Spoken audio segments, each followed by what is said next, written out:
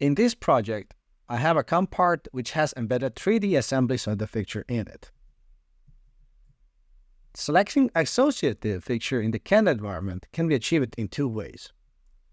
The fastest way is to do it through the setup. I'm going to double click on the setup, and as in the earlier version, you can click on these three dots, which will bring you to a toolkit, and you can run associative fixture, place it on your station, and you can import from CAD. This is the first way, but the easiest way is to click on drop-down menu, and you have now a new option, Pick from CAD.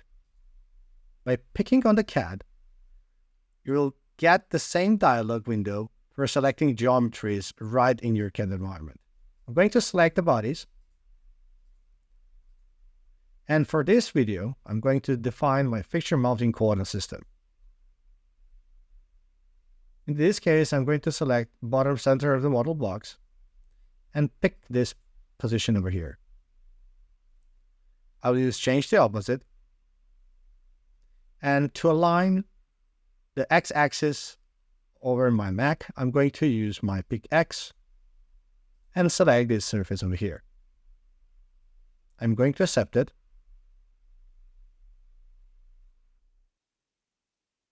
And the STL body has been defined.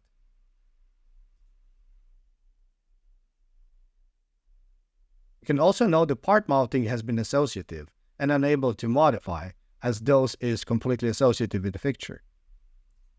I'll accept this fixture. I'll open my machine preview, and the fixture has been loaded. For this instance, I'll modify the height of this razor to half of this height. I'm going to update the position, and I have now a new fixture.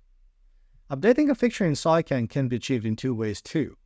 The first way is by right-click on the setup, check synchronization and synchronize, which will update all associative fixture within one setup. Or you can simply go inside the setup itself.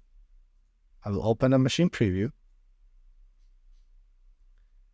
And you can do a right-click, check synchronization on a table, which will mark that specific and defined fixture has been modified. And you can now check on synchronize.